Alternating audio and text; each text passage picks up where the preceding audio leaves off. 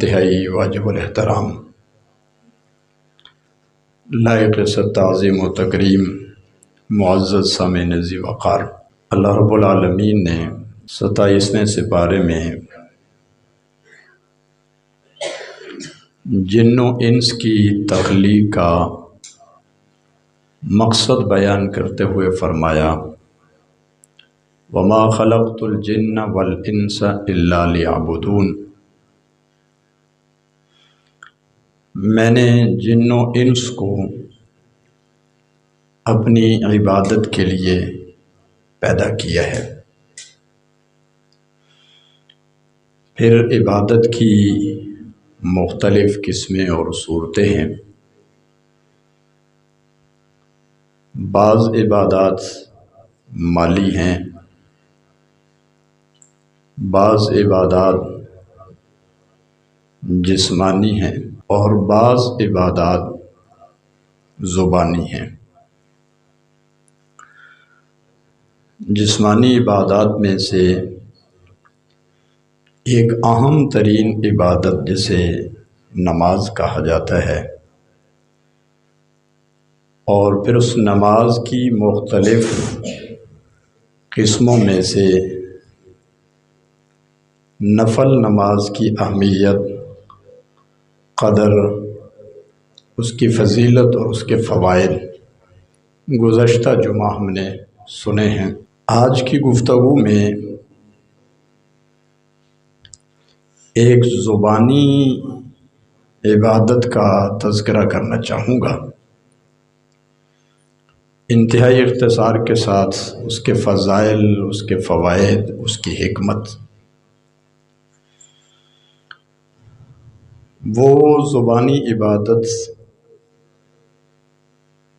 حضور نبی پاک علیہ الصلاۃ والسلام پر درود و سلام پیش کرنا ہے۔ اس کا تعلق نہ تو انسان کے ہاتھوں کے ساتھ ہے، نہ اس کے قدموں کے ساتھ ہے، نہ اس کے ذہن دل دماغ کے ساتھ ہے، نہ مال دولت اور پیسے کے ساتھ ہے، بلکہ اس عبادت کا تعلق صرف انسان کی زبان کے ساتھ ہے۔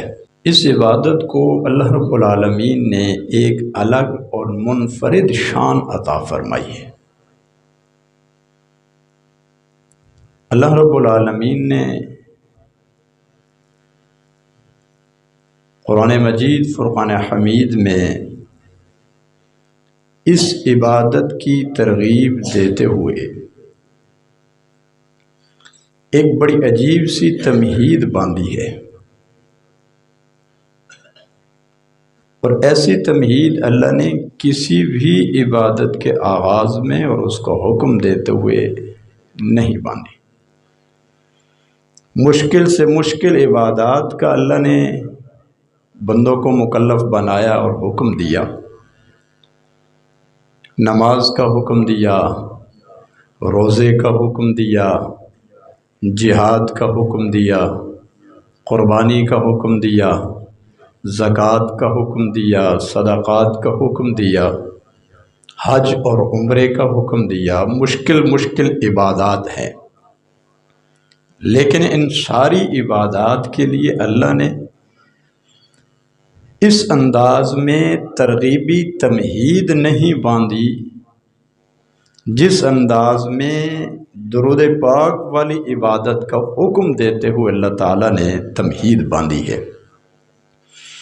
اللہ رب العالمین فرماتے ہیں ان اللہ و ملائکتہ یصلون علی النبی یا ایھا الذین آمنوا صلوا علیہ وسلموا تسلیما۔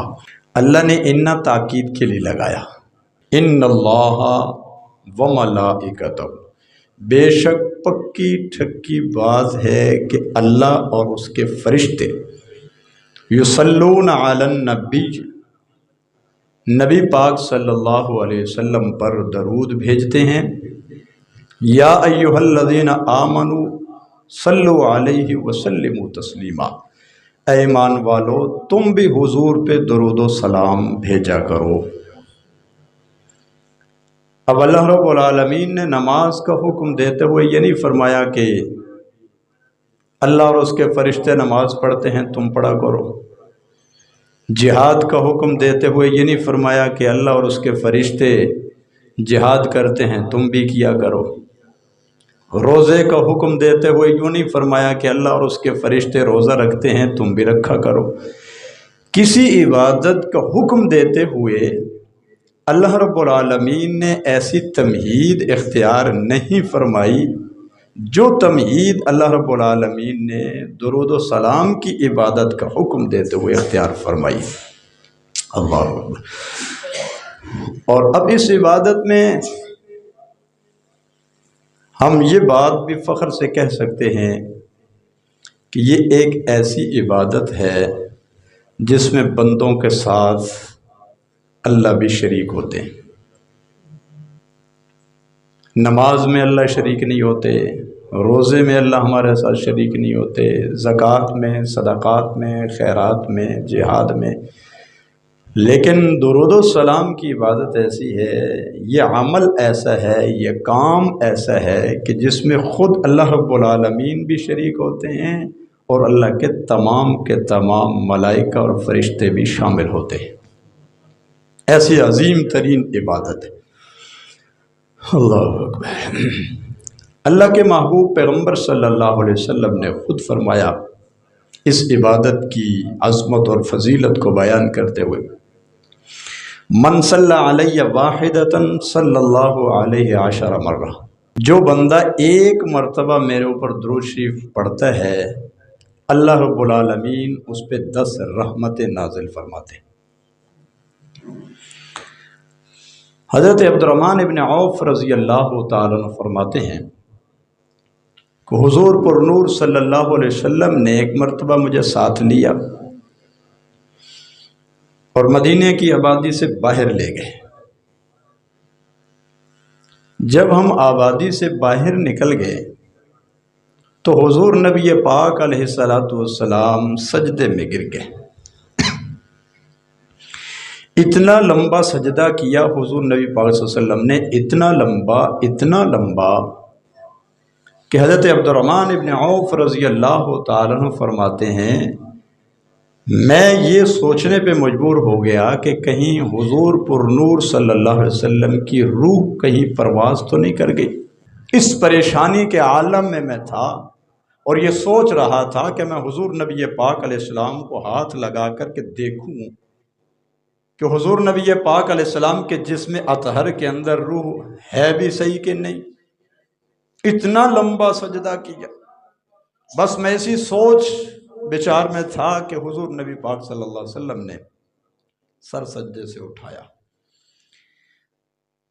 میں نے حیرانگی کے عالم میں حضور پر نور صلی اللہ علیہ وسلم سے پوچھا کہ یا رسول اللہ صلی اللہ علیہ وسلم یہ کیا ماجرا ہے؟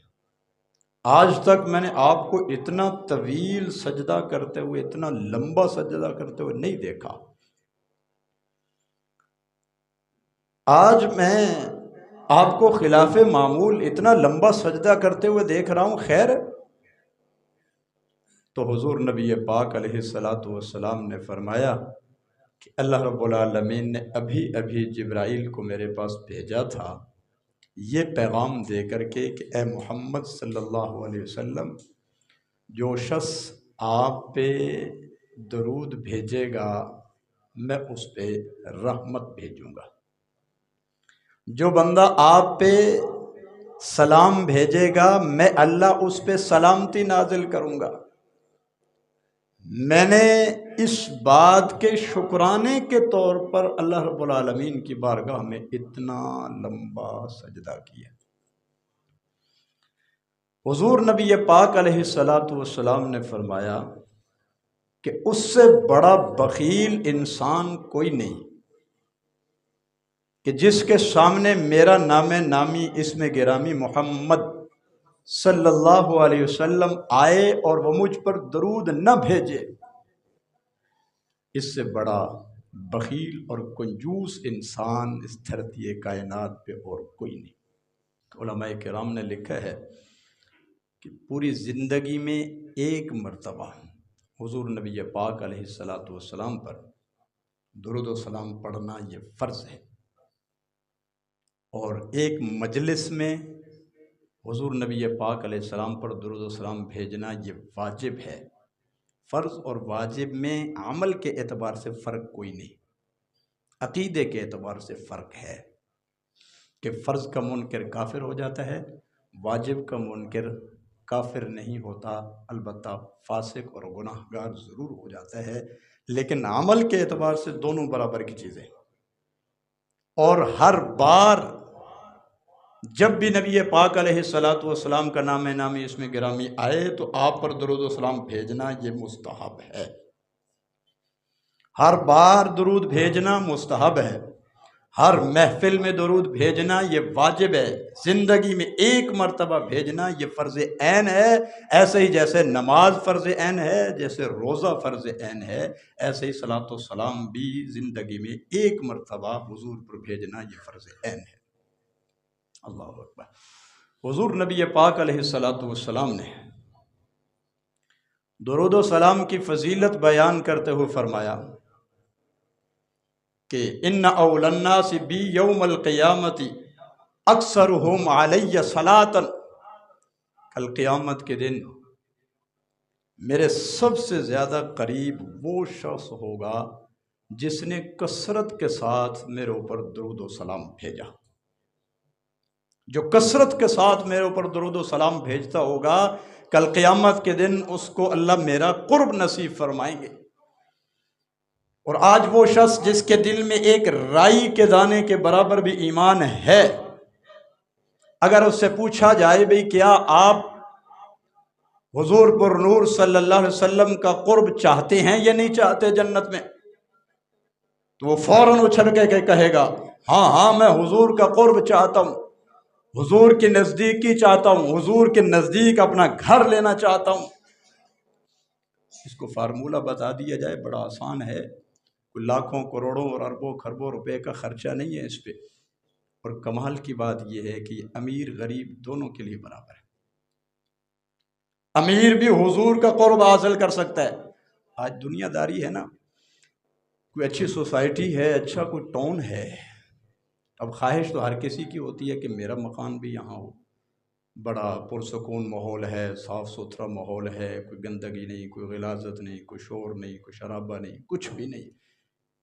تو ہر بندے کا دل چاہتا ہے کہ اس بہترین سوسائٹی، اس بہترین ٹاؤن میں میرا گھر ہو، لیکن کیا ہر بندہ وہاں اپنا گھر بنا سکتا ہے؟ ہرگز نہیں بنا سکتا۔ لیکن قربان جاؤں حضور کی محبت پہ، حضور نے اپنے قریب گھر بنانے کا جو فارمولہ ہمیں بتایا ہے وہ ہر غریب، ہر امیر، ہر چھوٹا بڑا، مرد عورت، ہر کوئی وہ کام کر سکتا ہے۔ ہر کوئی اللہ کے محبوب پیغمبر صلی اللہ علیہ وسلم کا قرب بڑے آسان طریقے سے حاصل کر سکتا ہے، مگر شیطان ایسا بے ایمان ہے کہ اس نے ہمیں اس سے غافل کر کے رکھا ہوا ہے۔ تو حضور نے فرمایا جو کل قیامت کے دن میرا قرب حاصل کرنا چاہتا ہے وہ کثرت کے ساتھ میرے اوپر درود بھیجا کرے۔ اور پھر ہمیں ایک گلہ اور شکوہ ہوتا ہے، ہم دعائیں بڑی مانگتے ہیں قبول نہیں ہوتی۔ حضرت عمر ابن خطاب رضی اللہ تعالیٰ عنہ فرماتے ہیں کہ دعا زمین و آسمان کے درمیان معلق رہتی ہے، لٹکی رہتی ہے، اس وقت تک اس کو قبولیت کا جامہ نہیں پہنایا جاتا جب تک اس کے اول آخر درود شریف نہ پڑھا جائے۔ اور علماء نے بڑی عجیب بات لکھی ہے کہ یہ درود، یہ بھی دعا ہے، اللہ رب العالمین سے حضور نبی پاک علیہ السلام کے لیے رحمت اور سلامتی کا مطالبہ ہوتا ہے۔ یہ ایسی دعا ہے کائنات میں کہ بندہ ڈنگے کی چوٹ پہ کھڑا ہو کر کے یہ کہہ سکتا ہے کہ یہ میری دعا ضرور قبول ہوئی ہے۔ اور کیوں قبول نہ ہو جب اللہ خود فرما رہے ہیں کہ میں یہ کام کرتا ہوں تم بھی کرو۔ اللہ خود جب ایک کام کر رہے ہیں اور بندوں سے مطالبہ کر رہے ہیں تم یہ کرو، اللہ مطالبہ کر کے اس کو ریجیکٹ کر دیں گے؟ اللہ مطالبہ کر کے اس کو دھتکار دیں گے، اس کو قبول نہیں کریں گے؟ جو شخص درود و سلام والی دعا کرتا ہے وہ بڑے یقین اور وثوق کے ساتھ، 100% نہیں، 1000% نہیں، 1,00,000% اعتماد اور یقین کے ساتھ یہ کہہ سکتا ہے کہ میری یہ دعا قبول ہے۔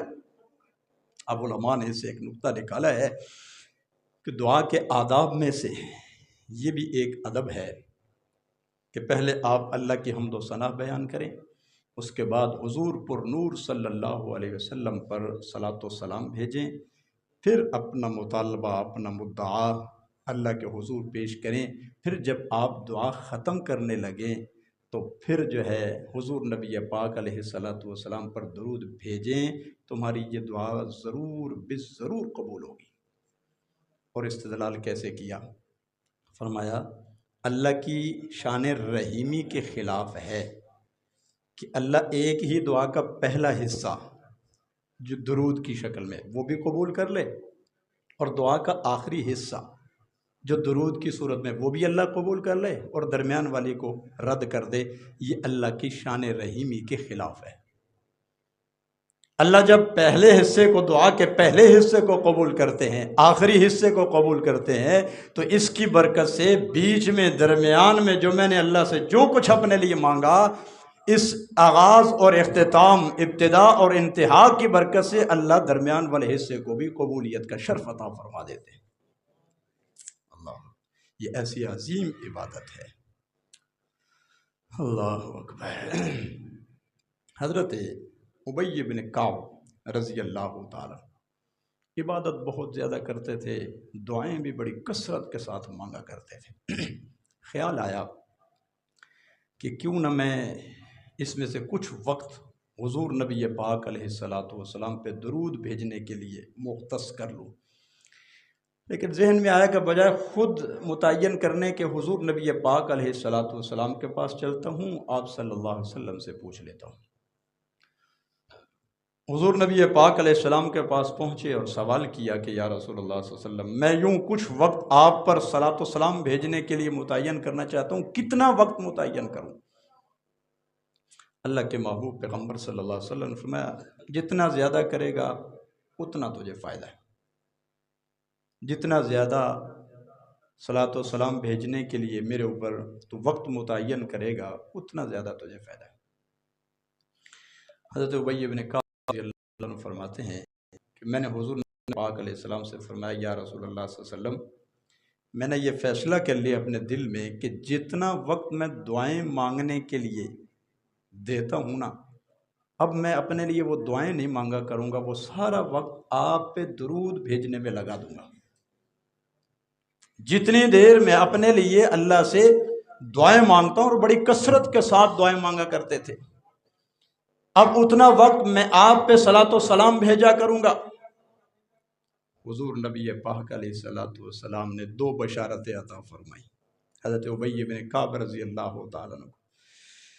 فرمایا، اچھا ابی، پھر تو جو کچھ تو دعاؤں میں مانگتا تھا نا، اللہ وہ تجھے بن مانگے عطا فرما دیں گے۔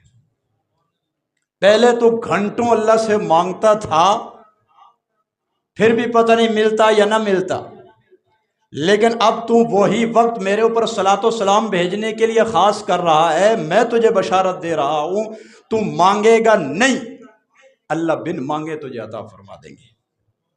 ایک پروانہ، ایک تحفہ، ایک بشارت حضور نبی پاک علیہ السلام کی مبارک زبان سے۔ دوسری بشارت فرمایا، اگر تو نے وہ دعاؤں کا سارا وقت میرے اوپر صلاۃ و سلام بھیجنے کے لیے مختص کر لیا، خاص کر لیا، تو پھر سن دوسری بشارت، اللہ رب العالمین اس صلاۃ و سلام کی برکت سے تیرے سارے گناہوں پہ معافی کا قلم پھیر دے گا۔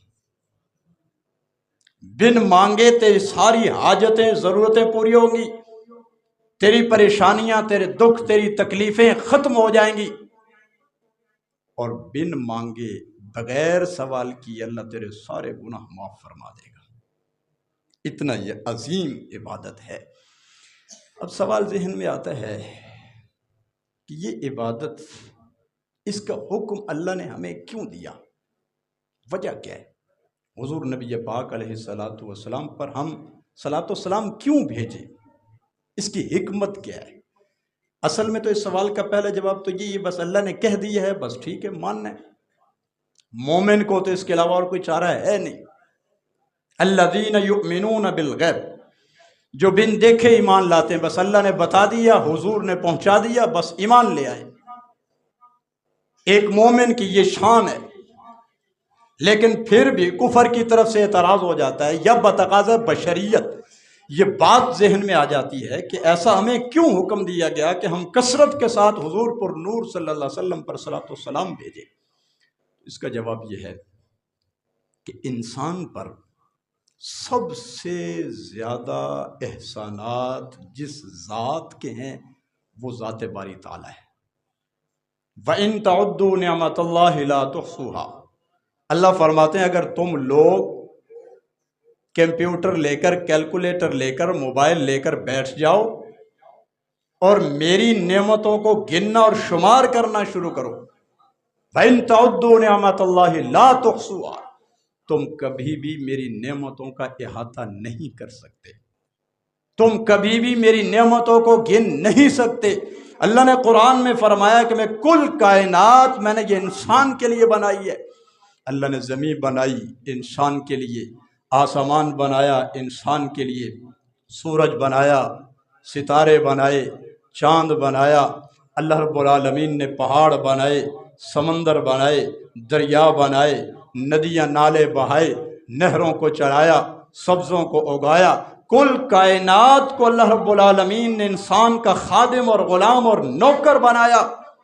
یہ سب کچھ انسان کے فائدے کے لیے۔ اتنی نعمتیں اللہ نے انسان کو دی، اتنی نعمتیں اللہ نے انسان کو دی ہیں کہ انسان تصور نہیں کر سکتا۔ صرف اللہ کی ایک چھوٹی سی نعمت، یہ جو ہمارا سانس باہر نکلتا ہے اور اندر آتا ہے، بظاہر یہ چھوٹی سی نعمت ہے، مگر اسی نعمت پر انسانی وجود منحصر ہے۔ بظاہر ہم اسے نعمت سمجھتے ہی کوئی نہیں، ہم ایک منٹ میں کئی بار سانس باہر نکالتے ہیں، کئی بار اندر لے جاتے ہیں، ہمیں احساس ہی نہیں ہے کہ ہم اللہ کی کتنی عظیم نعمت کو استعمال کر رہے ہیں۔ ہم اسے ایک حقیر سی عام معمولی سی نعمت سمجھتے ہیں، لیکن یہ نعمت اتنا عظیم ہے کہ اگر ہمارا سانس باہر نکلنا بند ہو جائے یا اندر جانا بند ہو جائے، ہماری زندگی تمام ہو جائے، ہم موت کے گھاٹ اتر جائیں۔ اتنی نعمتیں اللہ نے ہمارے اوپر نازل فرمائی، اللہ نے ہمیں عطا فرمائی۔ تو پوری کائنات میں سب سے زیادہ نعمتیں بندے کو دینے والی ذات وہ اللہ رب العالمین کی ہے۔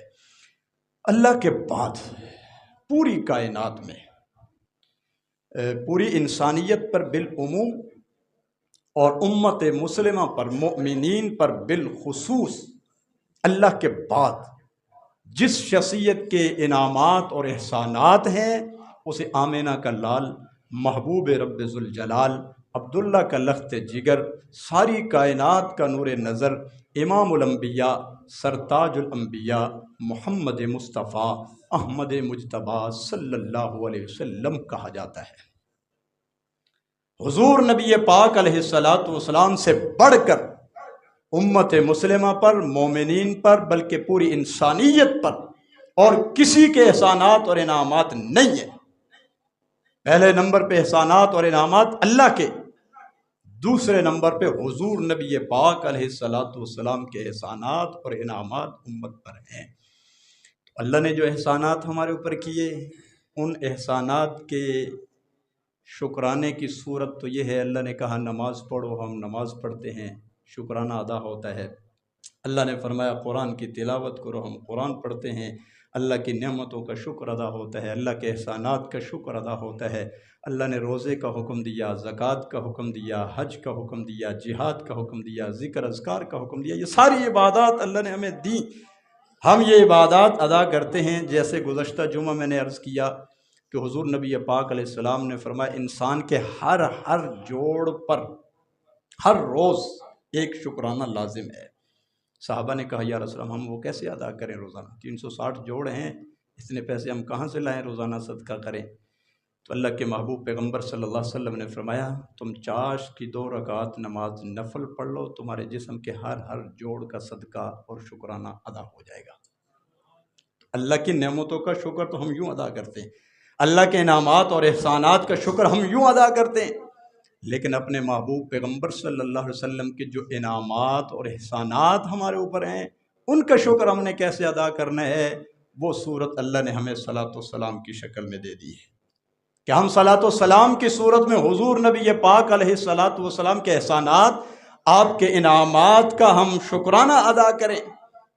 اور اللہ نے فرمایا لَإِن شَكَرْتُمْ لَأَزِيدَنَّكُمْ وَلَإِن كَفَرْتُمْ إِنَّ عَذَابِي لَشَدِيدٌ۔ اگر شکر ادا کرو گے، نعمتیں، انعامات، احسانات بڑھاتا چلا جاؤں گا، ناشکری کرو گے تو پھر بڑا سخت قسم کا عذاب دوں گا۔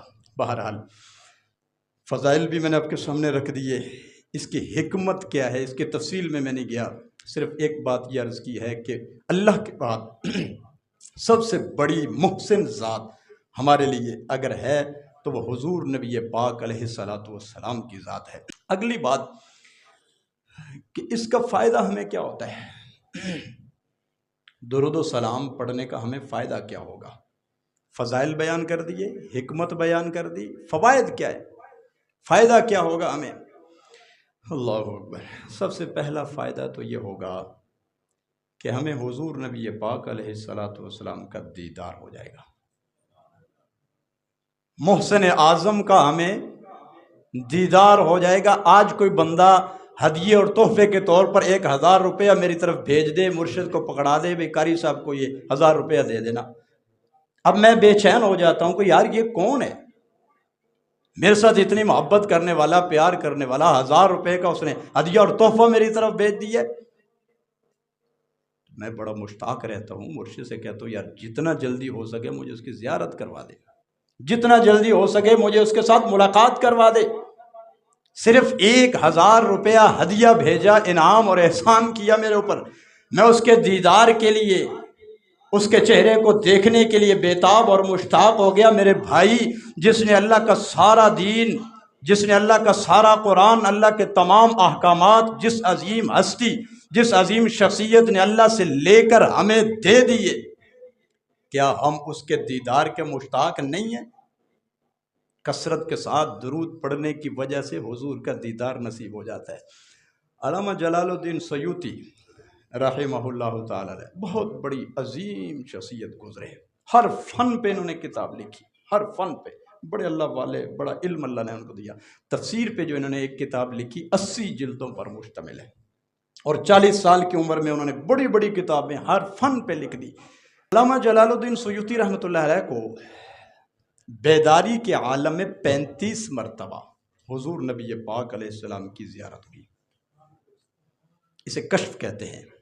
بس اوقات اللہ والوں کے سامنے اللہ رب العالمین یہ جو عالم آخرت اور یہ جو ہمارا عالم دنیا ہے، اس کے بیچ میں جو پردہ ہے نا، کبھی کبھی اس پردے کو ہٹا دیتے ہیں۔ اس کو کشف کا معنی ہوتا ہے کھینچنا، ہٹانا، پردہ ہٹا دیتے ہیں، دیدار کروا دیتے ہیں۔ اب کسی شخص نے سوال کیا علامہ جلال الدین سیوطی رحمۃ اللہ علیہ سے کہ حضرت سنا ہے آپ کو حضور نبی پاک علیہ الصلاۃ والسلام کی بیداری کے عالم میں، جیسے میں شفیع کو دیکھ رہا ہوں، حاجی صاحب کو دیکھ رہا ہوں، بیداری کے عالم میں، ہوش و حواس کے عالم میں، ایک ہوتا ہے خواب کی دنیا میں، ایک ہوتا ہے بیداری کے عالم میں۔ بیداری کے عالم میں 35 مرتبہ حضور نبی پاک علیہ السلام کی زیارت ہوئی۔ تو کسی شخص نے پوچھا حضرت کیسے ہوئی؟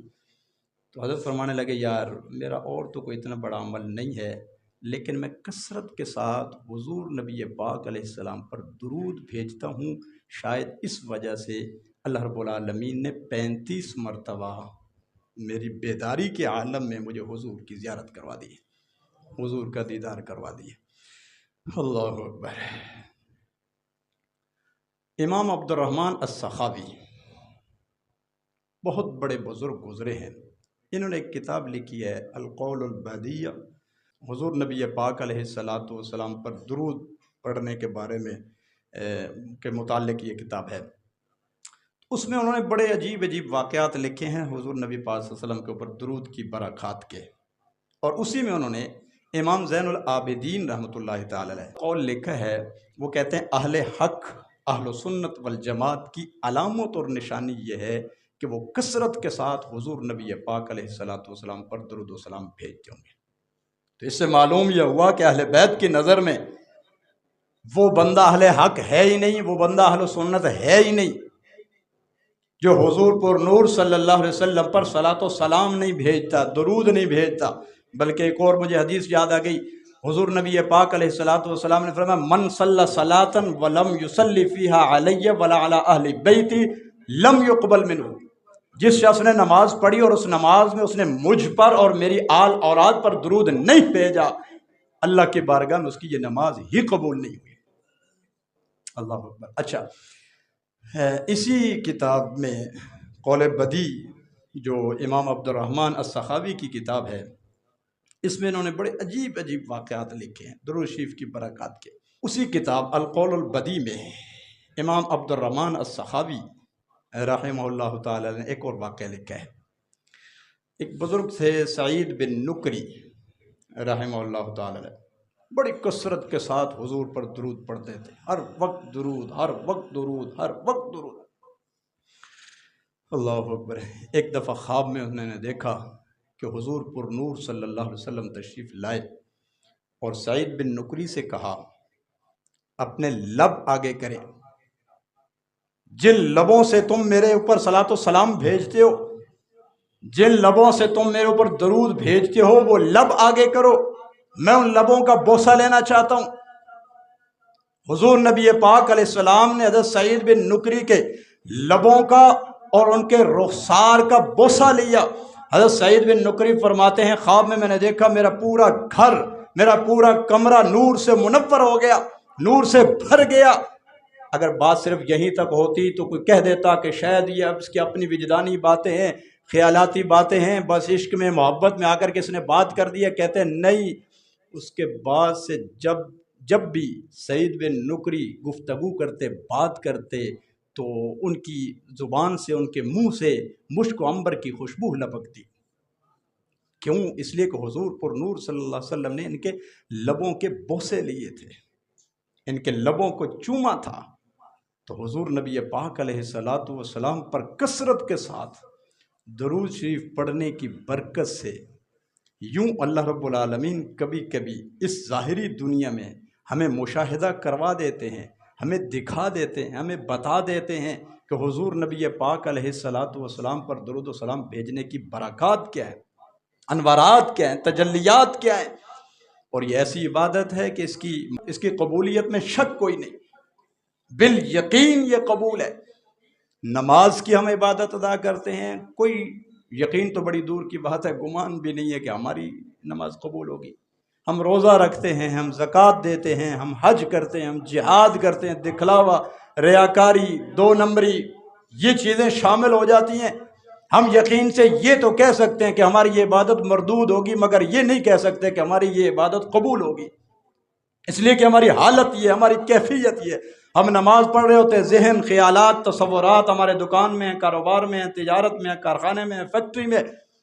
جسمانی طور پر ہم مسجد میں ہوتے ہیں، روحانی طور پر ہم بازار میں ہوتے ہیں، روحانی طور پر ہم بیوی بچوں کے پاس ہوتے ہیں، بیوی کے مطالبات کی لکھی ہوئی پرچی ہمارے جیب میں ہوتی ہے، روحانی طور پر ہم اس پرچی میں گھوم رہے ہوتے ہیں، اس پرچی پہ فلاں سودا لکھا ہے، فلاں لکھا ہے، فلاں لکھا ہے، کہاں سے لاؤں گا پیسے، کیسے پورے کروں گا، کیسے خرید کر کے بیوی کے مطالبات کو، بچے کے مطالبات کو کیسے پورا کروں گا۔ ساری نماز میں یہی سوچتے رہتے ہیں۔ کاروبار ہیں، تاجر ہیں، دکاندار ہیں، نماز میں آ کر کے ویسے تو وقت ملتا نہیں ہے، نماز میں ہم فارغ ہو جاتے ہیں، نماز میں آ کر کے ساری دکانوں کا، کاروبار کا، ساری تجارت کا، فیکٹری کا حساب کرتے رہتے ہیں۔ تو ہم کس منہ سے کہیں کہ ہماری یہ نماز قبول ہے؟ روزے کی ہمارے کی حالت یہی ہے، صدقات زکوٰۃ کی آج ہماری حالت اور کیفیت کیا ہے؟ چند روپے ہم نے صدقے اور زکوٰۃ کے دینے ہوتے ہیں۔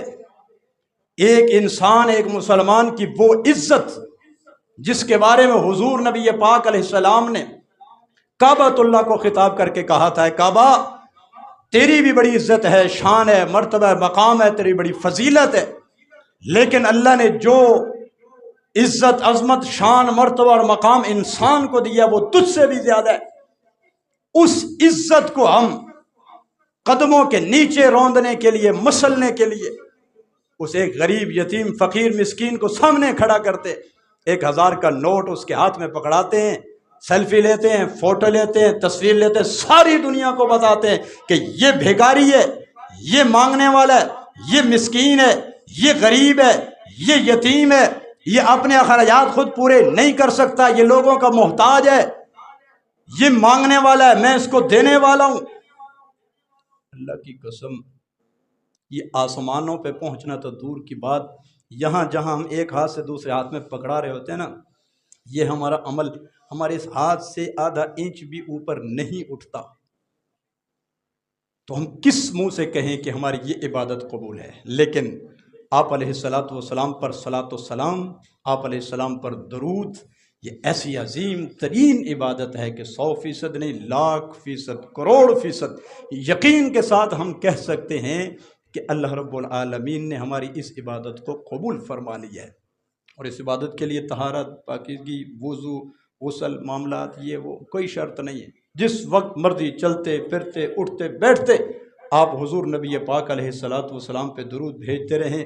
بہتر تو یہ ہے کہ درود ابراہیمی جو ہم نماز میں پڑھتے ہیں وہ پڑھا جائے، اور اگر اتنا وقت نہیں، وہ نہیں پڑھ سکتے، تو صلی اللہ علیہ وسلم، صلی اللہ علیہ وسلم، صلی اللہ علیہ وسلم یہ پڑھتے رہیں۔ چند دن ہمیں تکلیف اور پریشانی ہوگی، جب ہم تھوڑا سا تکلف کر کے اپنے آپ کو تھوڑی سی عادت ڈالنے کی کوشش کریں گے، 2 4 5 6 دن، ہفتہ، 2 ہفتے، 3 ہفتے لگیں گے، اس کے بعد ہماری زبان چل جائے گی، ہمیں پتہ ہی نہیں ہوگا۔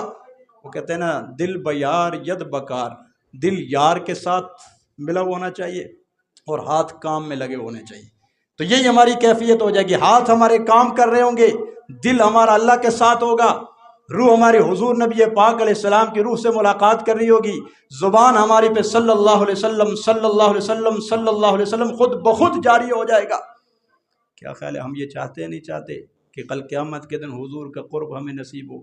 اگر ہم یہ چاہتے ہیں تو پھر کثرت کے ساتھ حضور نبی پاک علیہ السلام کا تذکرہ، حضور نبی پاک علیہ السلام پہ درود و سلام بھیجنا، یہ ہمارے اوپر لازم اور ضروری ہے۔